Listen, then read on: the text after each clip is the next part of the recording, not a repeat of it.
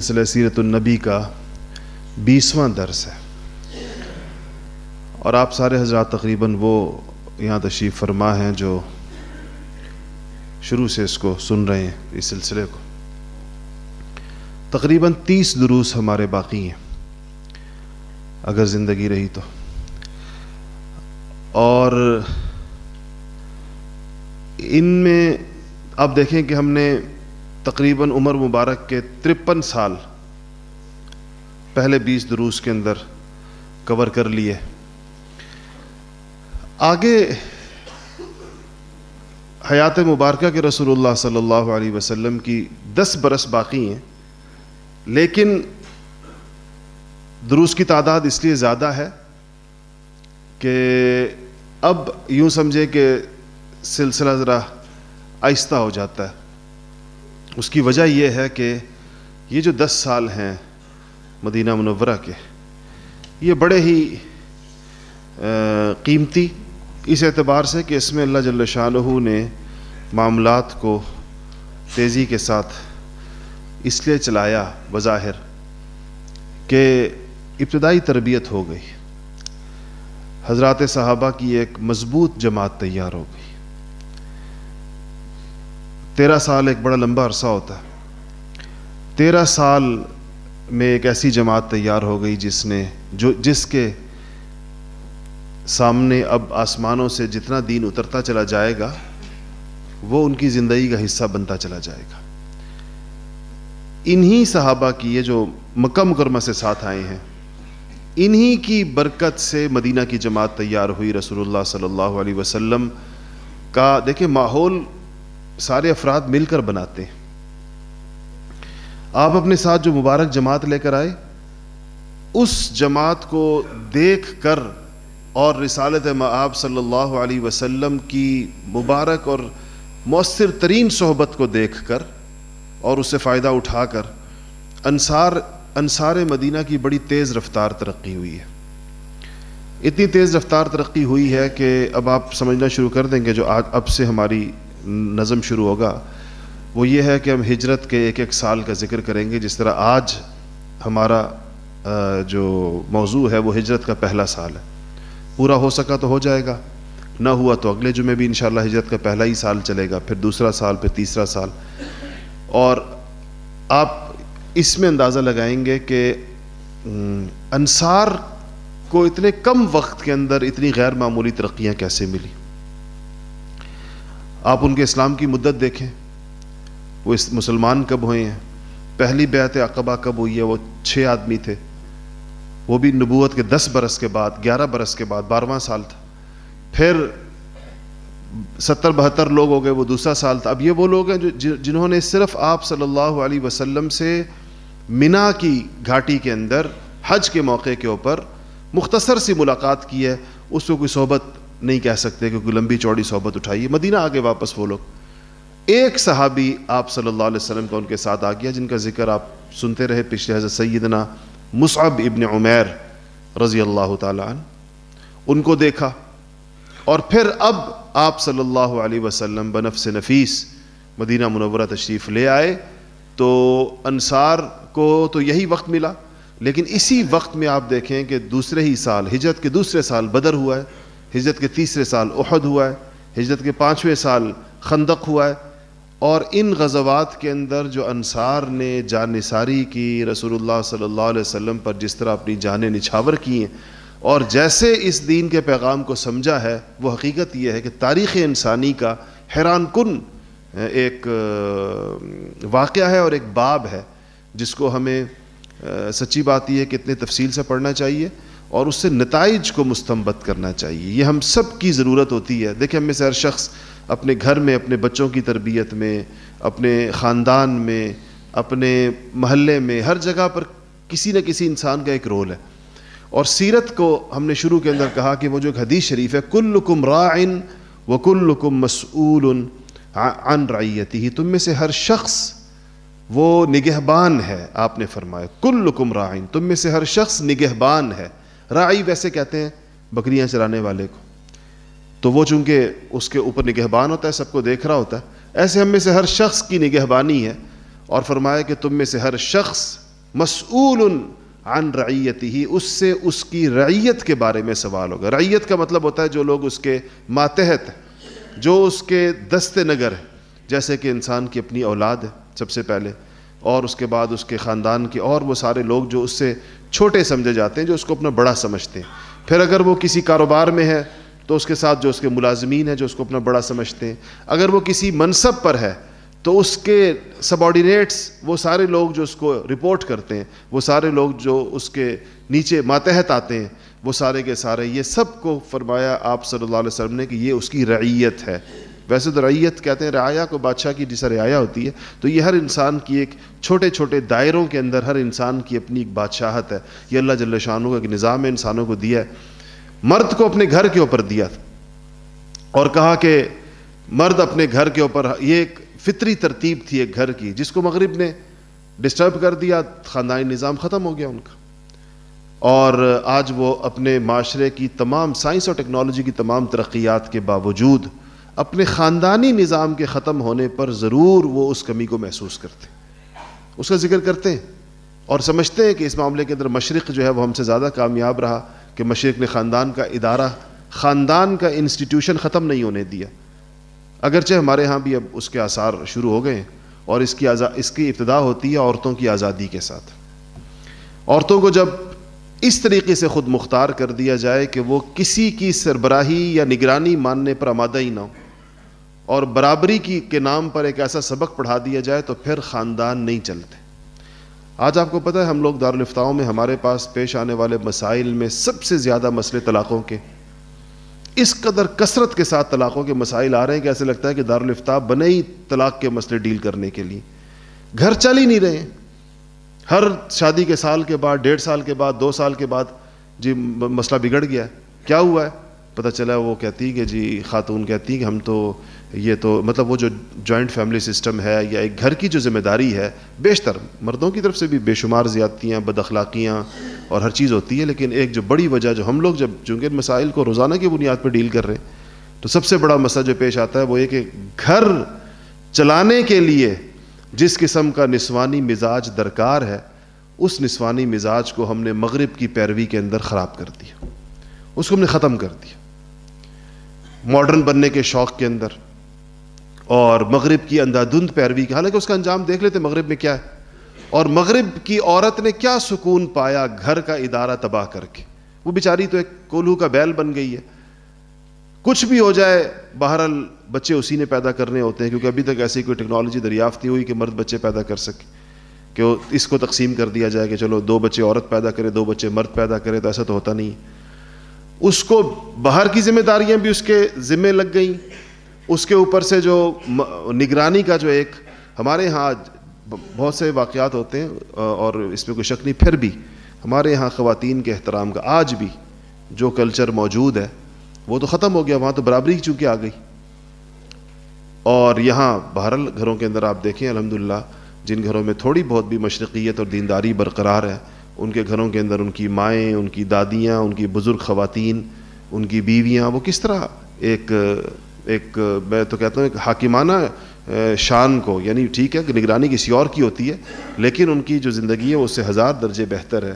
جو اس بیچاری عورت سے جس کے ذمے باہر کے کام بھی لگا دیے گئے، گھر کے کام بھی لگا دیے گئے، اولاد بھی لگا دی گئی۔ ظاہر بات ہے وہ ایک کمزور نفس اتنی ساری چیزوں کو بیک وقت مینج نہیں کر سکا، اور اس کے نتیجے کے اندر ان کی زندگی درہم برہم ہو گئی۔ تو ہمیں سیرت میں کے اندر جو چیز ہمارے لیے اس مرحلے کے اوپر بہت زیادہ ہمارے لیے فائدہ مند ہے، وہ یہ کہ ہم اس میں اس چیزوں کو دیکھیں کہ حضور اکرم صلی اللہ علیہ وسلم نے جو معاشرہ بنایا تھا، اس معاشرے کی تربیتی اٹھان کس چیز کے اوپر رکھی گئی تھی، آخر وہ اتنا اچھے اور اتنے صالح ترین مرد اور عورتیں اس معاشرے میں کیسے پیدا ہوئے تھے۔ تو گزشتہ درس میں آپ صلی اللہ علیہ وسلم کی تشریف آوری اور حضرت ابو ایوب انصاری کے گھر تک آپ کی تشریف آوری پر میں نے بات ختم کی تھی گزشتہ درس میں، اور آپ نے حضرت ابو ایوب انصاری اور ان کے اس گھر کا ایک تاریخی پس منظر بھی میں نے آپ کو آخر میں بیان کر دیا تھا گزشتہ ہفتے میں۔ آپ وہاں پر فروکش ہو گئے اور اونٹنی پہلے جا کر جہاں بیٹھی تھی جس کا میں نے ذکر کیا، پھر وہاں سے اٹھ کر ابو ایوب انصاری کے دروازے پر آئی تھی، وہ جو پہلے جس جگہ بیٹھی تھی وہ جگہ آپ صلی اللہ علیہ وسلم نے مسجد کے لیے پسند فرمائی۔ پتہ کیا کہ یہ جگہ کس کی ہے، تو صحابہ نے وہاں بتایا گیا کہ یہ 2 انصاری نوجوانوں کی ہے، ایک کا نام سہل اور ایک کا نام سہیل ہے، اور کہا کہ یہ دونوں، یہ ان کے کھجور خشک کرنے کی جگہ تھی، جیسے ایک میدان سا تھا کہ یہاں پر وہ اپنی کھجوریں پھیلا کر، کھجور سے وہ جو کو خشک کرنا یا اسے جو چھوارے بنانے کا جو عمل ہوتا تھا وہاں ہوتا تھا۔ آپ نے فرمایا کہ اگر وہ یہ جگہ بیچ دیں تو یہاں پر مسلمانوں کی مدینہ کی پہلی مسجد، قباء کی مسجد تو وہاں بن گئی، وہ قباء میں تھی، مدینہ منورہ کی پہلی مسجد یہاں پر بنائی جائے گی۔ تو ان بھائیوں نے جو یتیم تھے انہوں نے وہ زمین بلا معاوضہ پیش کی، آپ صلی اللہ علیہ وسلم نے قبول نہیں فرمائی کہ بغیر معاوضے کے لی جائے۔ آپ نے سیدنا ابوبکر صدیق رضی اللہ تعالیٰ عنہ سے فرمایا کہ وہ اس کی قیمت طے کر کے اپنے پیسوں سے ادا کریں، اور سیدنا ابوبکر صدیق رضی اللہ تعالیٰ عنہ نے اس پہلی زمین کے ٹکڑے کی قیمت جو بعض سیرتی کتابوں میں 10 سونے کے سکے، 10 سونے کے دینار آئی ہے، وہ انہوں نے ادا فرمائی۔ 6 یا 7 ہجری میں اس زمین کی پھر توسیع ہوئی ہے، اس کے ساتھ والی زمین کا حصہ لے کر اس میں شامل کیا گیا، اور اس موقع پر آپ صلی اللہ علیہ وسلم نے ایک عجیب اعلان فرمایا۔ آپ نے فرمایا کہ اس مالک کو جس کے پاس وہ 7 والی زمین کا حصہ تھا مسجد کے ساتھ جو جڑا ہوا، کہ اگر یہ حصہ دے دو مسجد نبوی کے لیے تو مجھ سے اس کے عوض میں قیامت جنت میں ایک محل لے لو اس زمین کے سے۔ اتنی آزادی اظہار تھی معاشرے میں، اور اس قدر اپنی ملکیت پر ہر شخص کو تصرف کا اختیار تھا، اور یہ صحابہ کا معاشرہ اتنا سچا معاشرہ تھا کہ انسان حیران ہوتا ہے کہ وہ صاحب آپ کی خدمت میں حاضر ہوئے اور کہا کہ یا رسول اللہ میں بہت زیادہ غریب ہوں، اور یہ واحد میرے پاس ٹکڑا ہے زمین کا، اور میرے بچے ہیں اور چھوٹے چھوٹے ہیں اور کوئی ذریعہ آمدن بھی نہیں ہے، تو اگر مجھے اس کی کوئی قیمت ادا کر دی جائے۔ تو آپ صلی اللہ علیہ وسلم نے فرمایا، انہوں نے کہا کہ یہ پیغام ان کی طرف سے، تو آپ اس انتظار میں تھے کہ اب کوئی آئے ایسا شخص جو اس پیسے جو قیمت ادا کرے اس کی۔ سیدنا عثمان غنی رضی اللہ تعالیٰ عنہ تشریف لائے اور حضور سے پوچھا کہ یا رسول اللہ آپ نے جو اعلان فرمایا اس شخص کو جو آپ نے پیغام بھیجا جس کی زمین تھی کہ اس کے عوض کے اندر جنت کے اندر محل، یا رسول اللہ اگر یہ کوئی اور خرید کر آپ کو پیش کر دے تو کیا یہ اعلان اس کے لیے بھی ہے، کیا یہ پیشکش اس کے لیے بھی ہے یا اس شخص کے لیے خاص تھی؟ آپ نے فرمایا نہیں اس کے لیے بھی ہے۔ تو انہوں نے کہا کہ یا رسول اللہ یہ میں نے خرید دی اور میں آپ کو پیش کرتا ہوں مسجد کے لیے۔ تو یہ دوسری زمین کا جو حصہ پھر ساتھ آپ کی حیات مبارکہ میں جو ساتھ ایکسٹینشن ہوئی ہے جو اس کے ساتھ وہ سیدنا عثمان غنی رضی اللہ تعالیٰ عنہ کا پیسہ تھا، یعنی آدھی یوں کہہ سکتے ہیں کہ آدھی مسجد نبوی جو ہے ابوبکر صدیق کے پیسوں سے اور باقی آدھی عثمان غنی رضی اللہ تعالیٰ عنہ کے پیسوں سے خریدی گئی۔ تو خیر یہ مسجد بنی اور بڑی سادہ مسجد بنی۔ اس کے جو حدود اربع پتہ چلتے ہیں وہ تھوڑا سا اس میں تو اختلاف ہے کہ یہ 63 گز تھی یا یہ 100 گز تھی۔ بعض حضرات کہتے ہیں کہ یہ 63 گز اس کی لمبائی تھی اور 63 گز ہی اس کی چوڑائی تھی، بعض کہتے ہیں 100 گز اور 100 گز۔ تو یہ بہرحال ان دونوں میں سے کوئی ایک مقدار تھی جو پہلی والی، پھر تو دوبارہ اس کی 6-7 سال کے بعد توسیع ہوئی ہے، اور اس میں کچی اینٹیں اور اس کے اوپر کھجور کی ٹھال، اور وہ آج بھی مسجد نبوی میں جس جگہ پہلی مسجد یعنی آپ کی حیات مبارکہ میں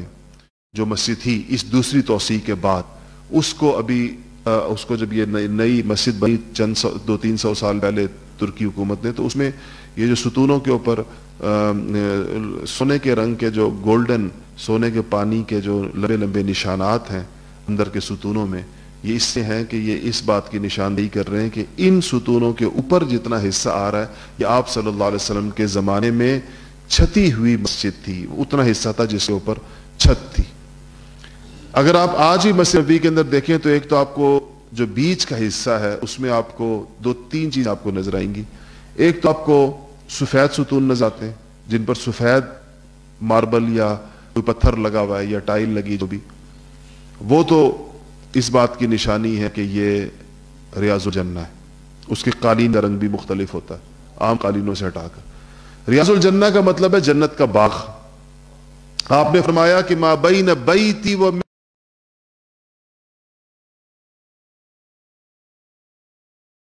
لگی اور لوگ بیٹھے ہیں, اس دیوار کے ساتھ پہلا اس طرف حضرت عائشہ رضی اللہ تعالیٰ عنہ کا حجرہ ہے, اور اسی دیوار پر اگر آپ آگے چلے جائیں تو جہاں وہ ختم ہوگا تو اگلا جو حجرہ تھا وہ حضرت فاطمۃ الزہرا رضی اللہ تعالیٰ عنہ کا حجرہ ہے. یہ دو حجرے باقی ہیں, ان کے گرد وہ جالیاں لگی ہوئی ہیں سبز رنگ کی, اور اس سے پیچھے دیگر ازواج کے حجرے تھے, حضرت فاطمہ کے گھر کے بھی پیچھے, حضرت عائشہ کے گھر کے بھی پیچھے. اور یہ جو حضرت عائشہ کا حجرہ جہاں سے ختم ہوتا ہے, اور ہم آج کل جہاں پر کھڑے ہو کر صلاۃ والسلام پڑھتے ہیں, جہاں سے سلام پیش کیا جاتا ہے, جس جگہ ہم لوگ کھڑے ہوتے ہیں, یہ ہم عین حضرت سیدہ حفصہ رضی اللہ تعالیٰ عنہ کے حجرے میں کھڑے ہوتے ہیں. یہ حضرت عائشہ کے حجرے کے ساتھ سامنے قبلے کی طرف ملا ہوا تھا. تو گویا کہ اب یہ جو گزرگاہ ہے لوگوں کے گزرنے کی, بیت السلام سے داخل ہوتے, باب السلام سے داخل ہوتے ہیں, اور پھر حضرت حفصہ کے حجرے سے گزرتے ہوئے لوگ باہر نکل جاتے ہیں اور حضور اکرم صلی اللہ علیہ وسلم کی خدمت میں اور دونوں حضرات شیخین کریمین کی خدمت میں صلاۃ والسلام پڑھتے ہوئے باہر نکلتے ہیں. تو یہ مسجد نبوی کے ساتھ ہی آپ نے ان حجروں کو بھی دو حجرے پہلے بنائے گئے. آپ کا حضرت خدیجہ رضی اللہ تعالیٰ عنہ کی وفات کے بعد آپ کا جو پہلا نکاح ہے, حضرت خدیجہ کی حیات مبارکہ میں تو آپ نے کوئی نکاح نہیں فرمایا. خدیجہ رضی اللہ تعالیٰ عنہ کی وصال کے بعد آپ نے پہلا نکاح حضرت سودا رضی اللہ تعالیٰ عنہ سے فرمایا تھا. اور آپ نے ایک دفعہ کہا کہ جب میں دنیا سے رخصت ہو جاؤں گا, ازواج مطہرات سے کہا, پاک بیبیوں سے کہا کہ تم میں سے مجھ سے سب سے پہلے وہ آ کر ملے گی مرنے کے بعد, میرے بعد, یعنی سب سے پہلے وہ دنیا سے جائے گی جس کے ہاتھ سب سے زیادہ لمبے ہوں گے. تو ازواج مطہرات سمجھی کہ ہاتھوں کی لمبائی مراد ہے, تو ایک دوسرے کے ہاتھ ناپنے لگیں کس کے ہاتھ لمبے ہیں. حالانکہ آپ کی مراد یہ تھی کہ تم میں سے جو سب سے زیادہ سخی ہے, تم میں سے جس کا ہاتھ, ہمارے جس کو کہتے ہیں جس کا ہاتھ سب سے زیادہ کھلا ہے, کہ سب سے کھلے ہاتھ والی جو سب سے زیادہ سخاوت کرے گی, میرے بعد, دنیا سے میرے جانے کے بعد سب سے پہلے وہ مجھ سے آ کے ملے. خیر یہ حجرے بنے, اور وہ حجرے بھی دنیا کی بے ثباتی اور اس کائنات کے سب سے عظیم ترین انسان سید الانبیاء امام الانبیاء کی نے دنیا میں وقت کیسے گزارا اس کا ایک عجیب نمونہ تھا. بعد میں ظاہر بات ہے حجرے قائم نہیں رہ سکے, لیکن بعض مشائخ کا قول ہے, حضرت حسن بصری کا قول مشہور ہے کہ انہوں نے فرمایا کاش یہ حجرے ازواج مطہرات کے ایسے ہی چھوڑ دیے جاتے رہتی دنیا تک, اور دنیا یہ دیکھتی کہ نبی کریم صلی اللہ علیہ وسلم نے, جو اللہ تعالیٰ کے حبیب, اللہ تعالیٰ کے محبوب ہیں, جن کی وجہ سے اللہ جل شانہ نے سارا کا سارا ایک نظام بنایا, آپ کو امام الانبیاء بنایا, ان کا دنیا میں رہن سہن کیسا تھا, ان کے حجرے دیکھنے سے تعلق رکھتے تھے. ان کی لمبائی چوڑائی کیا تھی, ان کی چھتیں کیسی تھیں, ان کے فرش کیسے تھے, دیواریں کیسی تھیں, اور ایک حجرے کی یا ایک گھر کی کل پیمائش کتنی تھی. آج تو یہ ساری چیزیں جو ہیں وہ سیرت نگاروں نے انچوں اور فٹوں کے حساب سے اس کی تعیین کی ہے.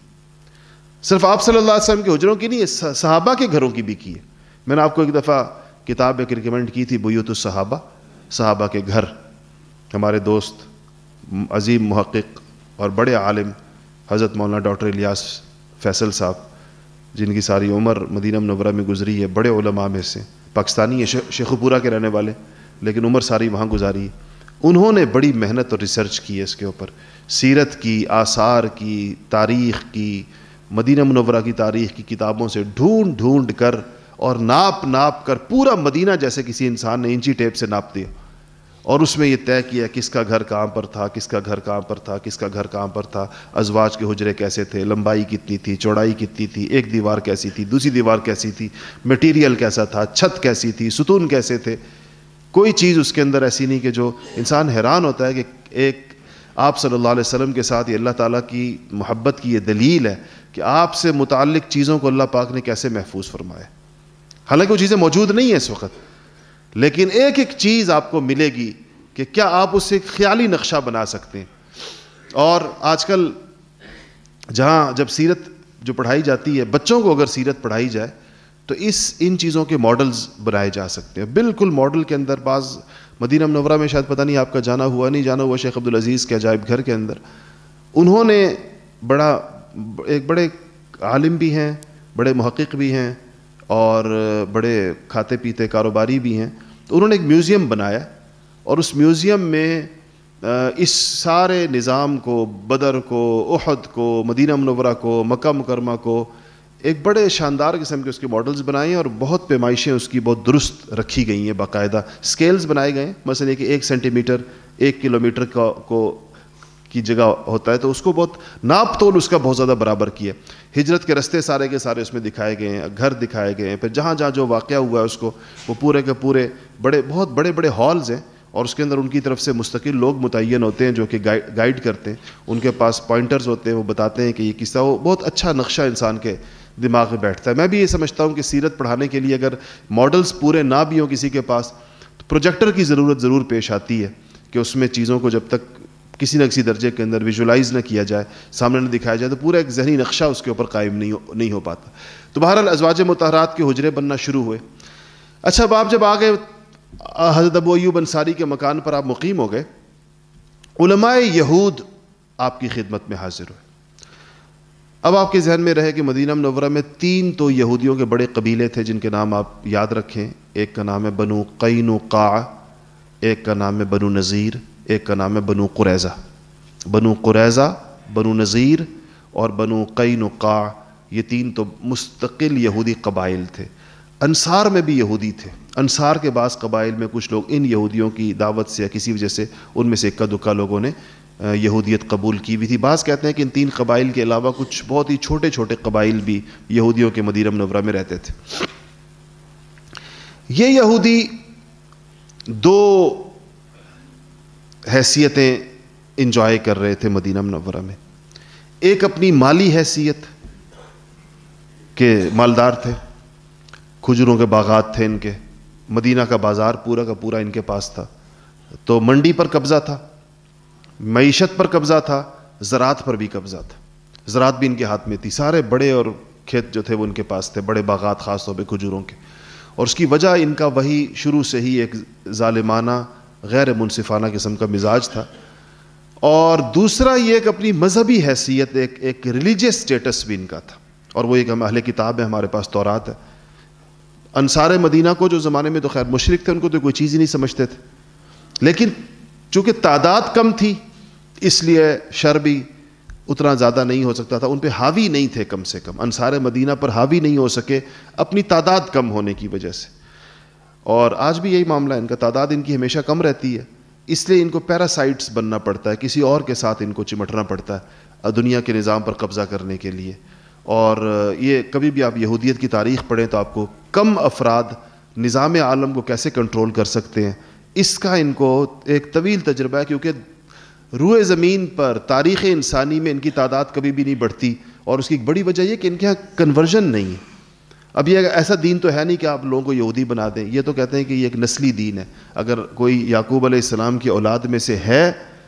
بنی اسرائیل میں سے ہے, تو وہ یہودی بن سکتا ہے, ایسے کوئی نہیں بن سکتا. اگرچہ ان دعووں پر مورخین نے بڑے اعتراضات اٹھائے ہیں اور وہ اس بات کو بالکل تسلیم نہیں کرتے کہ یہ بلڈ لائن جو ہے ان کی یہ انبیاء کی ہے, اور اس پہ انہوں نے بہت سارے, اب تو کئی شواہد DNA کی اور مختلف چیزوں کے بھی آ گئے کہ اس کے اندر ان کا, یعنی پھر تو یہ ہونا چاہیے کہ ان کا ایک DNA اگر یہ ایک نسل ہے تو, اور اس سے وہ جو چیزیں ان کی جو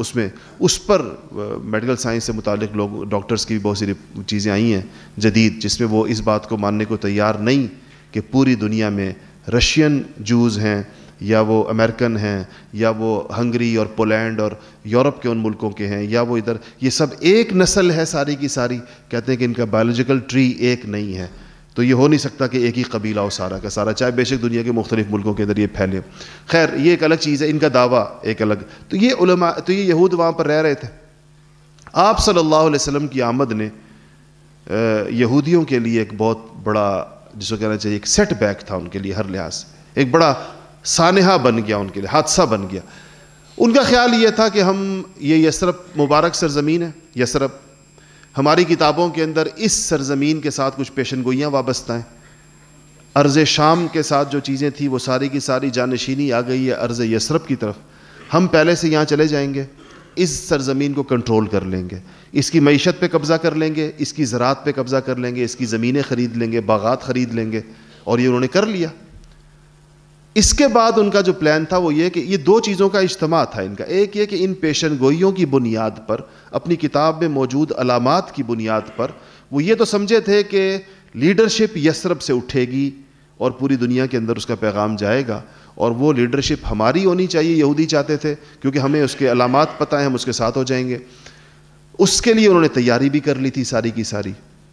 اب آپ صلی اللہ علیہ وسلم کا مکہ سے اٹھنا اور آل اسماعیل میں سے ہونا، پھر ایک ایسے دین کو لے کر آنا جس کے اندر یہودی مذہبی پیشوائیت جو تھی وہ بھی ختم ہو رہی تھی، اور بہت سارے ان کو اپنی چیزیں خطرے میں پڑ رہی تھی، تو ان کے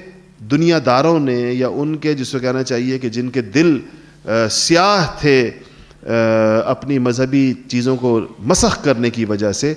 انہوں نے تو اسلام قبول نہیں کیا، لیکن ان میں یقیناً کچھ لوگ ایسے تھے جو دیندار تھے، اور وہ یوں کہہ سکتے ہیں آپ کہ حق کے متلاشی تھے، اور وہ سمجھتے تھے کہ حق آ گیا تو ہمیں حق کا ساتھ دینا ہوگا، چاہے ہمیں اپنا پورا سٹیٹس سرنڈر کرنا پڑے، چاہے ہمیں اپنی مذہبی حیثیت سے دستبردار ہونا پڑے، ہمیں ان کا ساتھ دینا چاہیے۔ ان میں سے جو لوگ آپ کی خدمت میں حاضر ہوئے، ان میں بعض لوگوں کے نام آتے ہیں۔ مثلا ایک سب سے پہلے یہودی عالم جو آپ صلی اللہ علیہ وسلم کی خدمت میں آئے، وہ حضرت جناب یاسر ابن اخطب تھے۔ یاسر ابن اخطب یہ حیی ابن اخطب کے بھائی تھے۔ حیی ابن اخطب وہ شخص ہے جو بنو نذیر کا سربراہ بھی تھا، اور غزوہ خندق میں مشرکین کو لانے والا، سارے عرب قبائل کو جمع کر کے قریش کے جھنڈے کے نیچے اکٹھا کرنے والا، اور پھر ان کو مدینہ پر چڑھائی کی دعوت دینے والا، اور جا کے بنو قریظہ کو بغاوت پہ آمادہ کرنے والا۔ اور یہ پورا جو خندق جب ہم پڑھیں گے انشاءاللہ 5 ہجری میں جب پہنچیں گے، تو یہ جو خندق کا پورا نقشہ ہے جو مسلمانوں کے لیے انتہائی مشکل پڑ گئی تھی، اس کے پیچھے جو مین ماسٹر مائنڈ تھا وہ حیی ابن اخطب تھا۔ اگر آپ حیی ابن اخطب کو نہیں جانتے تو کم سے کم ام المؤمنین حضرت صفیہ رضی اللہ تعالیٰ عنہ کو ضرور جانتے ہیں، یہ ان کے والد تھے۔ تو حضرت صفیہ رضی اللہ تعالیٰ عنہ کی ہو جاتی تھی آپس کے اندر ازواج مطہرات کے درمیان۔ حضرت صفیہ نے ایک دن حضور سے کہا کہ مجھے کسی زوجہ محترمہ نے، کسی ام المؤمنین نے طعنہ دیا ہے کہ تم یہودی کی بیٹی ہو۔ تو حضور نے کہا کہ اس سے کہو کہ تم صرف نبی کی بیوی ہو، میں 2 نبیوں کی بھی بیٹی ہوں، میں ابراہیم کی بھی بیٹی ہوں، میں موسیٰ کی بھی بیٹی ہوں اور ہارون کی بھی بیٹی ہوں۔ تو تم ان سے کہو کہ تم لوگ صرف نبی کی بیویاں ہو، میں اس کے ساتھ نبی کی بیٹی بھی ہوں۔ اگرچہ نبی کی بیٹیاں تو قریش کی بیویاں بھی تھیں، لیکن آپ نے تسلی دینے کے لیے ان سے کہا۔ تو صفیہ بڑی خوش ہوئی اور جا کر کہا کہ حضور نے کہا ہے کہ میں تم سے بھی زیادہ اعزاز کی حامل ہوں، کیونکہ میرا باپ بھی نبی تھا، میرا شوہر بھی نبی ہے، کہتی، یعنی میرے دادوں میں بھی نبی تھے اور میرے شوہر بھی نبی ہیں۔ تو حضرت صفیہ بنت حیی ابن اخطب یہ اس یہودی سردار کی بیٹی تھی۔ تو یہ سب سے پہلے حاضر ہوئے۔ یاسر حضرت صفیہ کے چچا اور حیی کے بھائی، انہوں نے آئے تو آپ کا کلام سنا، آپ کی بات سنی کہ آپ کیا فرماتے ہیں، آپ نے قرآن پڑھ کے سنایا۔ تو واپس جا کر اپنی قوم سے کہتے ہیں کہ اے میری قوم،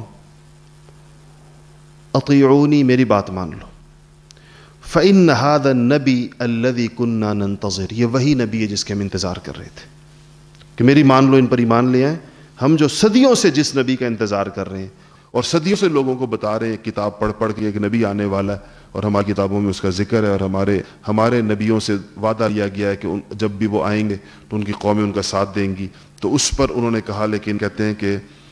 جب یاسر نے یہ بات کی، یاسر ابن اخطب نے، تو اس کی بات کے مقابل کھڑا ہونے والا اور اس کی بات کو رد کرنے والا اور قوم کو اس کی بات نہ ماننے کا کہنے والا اپنا بھائی یہ حیی ابن اخطب تھا۔ حیی نے کہا کہ نہ مانو میرے بھائی کی بات۔ خیر،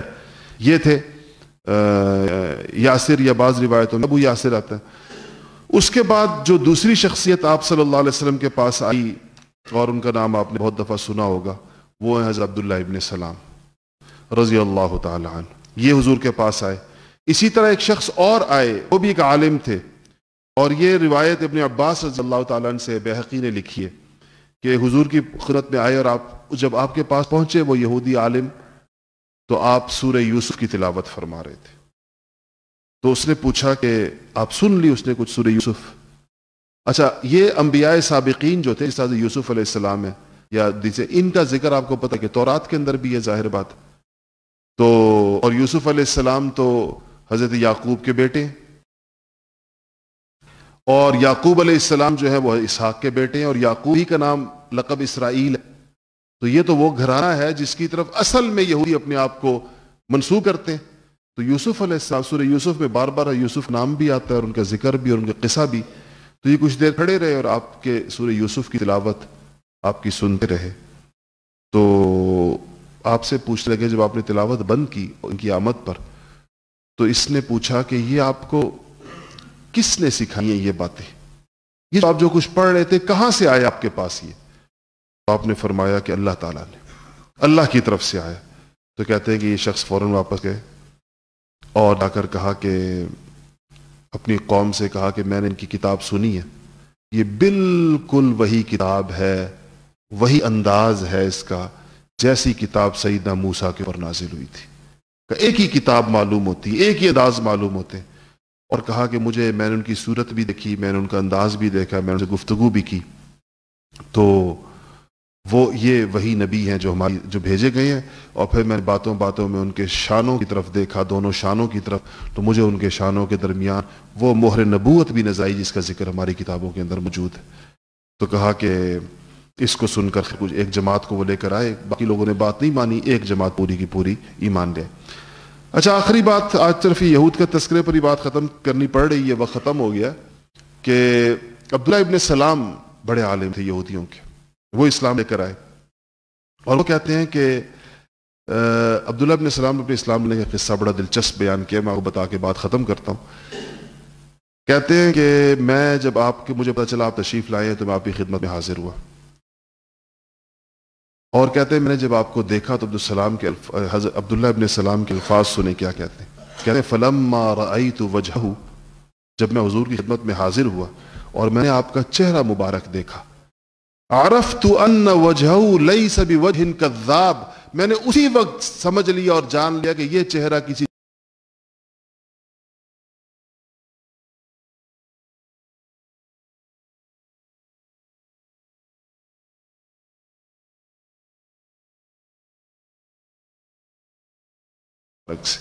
وہ یہ تھے جب میں مجلس سے پہنچا آپ لوگوں سے کہہ رہے تھے کہ ایھا الناس،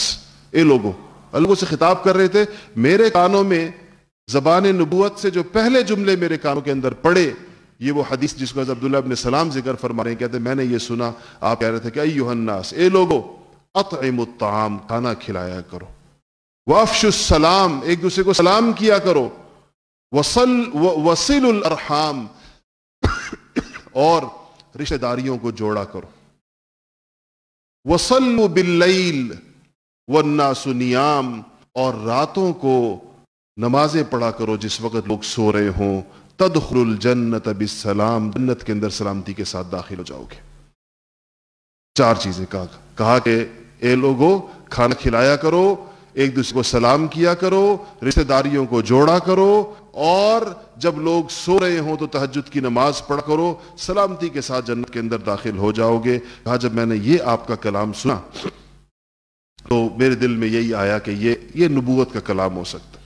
ایسے مختصر جملوں کے اندر اتنی بڑی بڑی باتیں ارشاد فرمائی، یہ کلام نبوت ہے. تو کہتے ہیں اس کے بعد میں نے آپ کو پہچانا. اس کے بعد کہتے ہیں کہ میں نے ایک دن حضور سے کہا کہ یا رسول اللہ،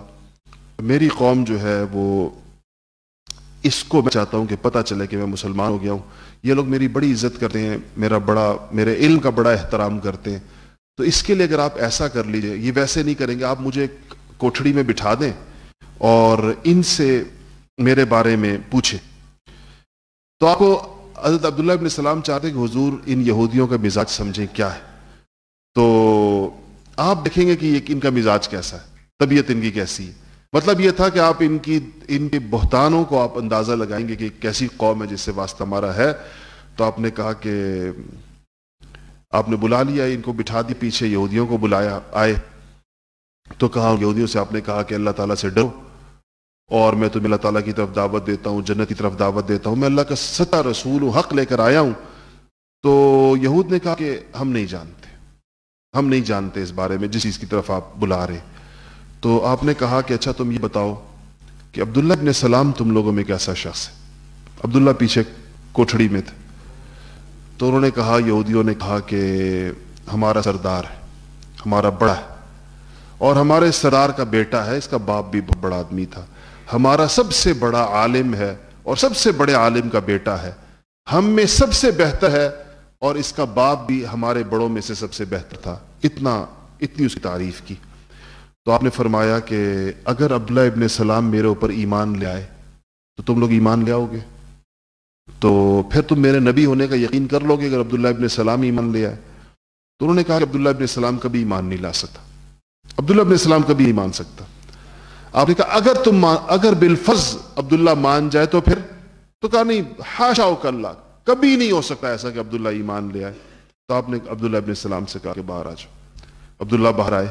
اور کہا کہ اشہد ان لا الہ الا اللہ واشہد ان محمد رسول اللہ. تو کہا کہ یہود سے کہا کہ اے یہودیو,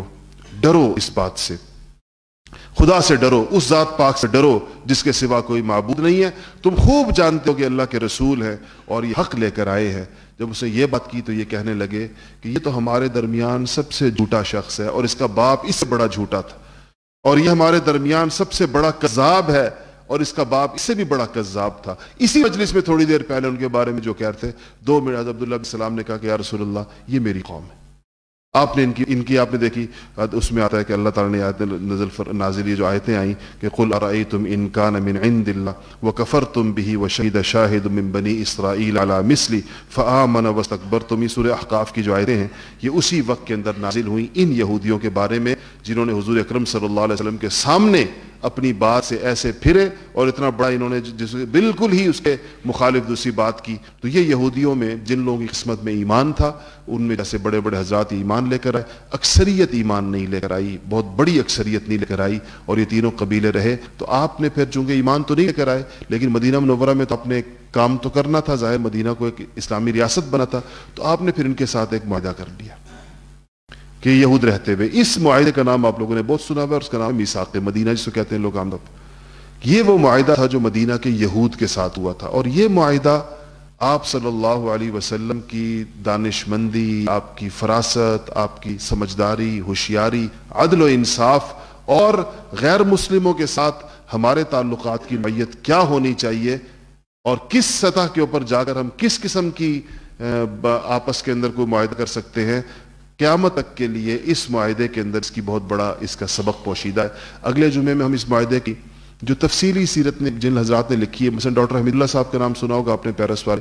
اور انہوں نے بہت اس پر بڑا کام کیا, اس پہ کتابیں لکھی, اور مستقل اس معاہدے پر جو یہود کے ساتھ ہوا اس تفصیلی کتابیں, جو سب سے بڑا اس کا جو ڈاکومنٹ ہے جن کتابوں نے پورا لکھا ہے وہ تقریباً 42 نکات ہے, 42 اس کے اندر شقیں ہیں. تو 42 تو ہمارے لیے پڑھنا مشکل ہوگا, تو پھر کئی جمعے اس کے اندر نکل جائیں گے اگر ہم 42 کو پڑھیں گے. ان میں سے کوئی 8, 10, 12, 15 جو بڑی بڑی یا موٹی موٹی شقیں ہیں اگلے جمعے انشاءاللہ وہ آپ کو بتاؤں گا, اور اسی سے بات آگے چلائیں گے. وآخر دعوانا الحمدللہ رب العالمین.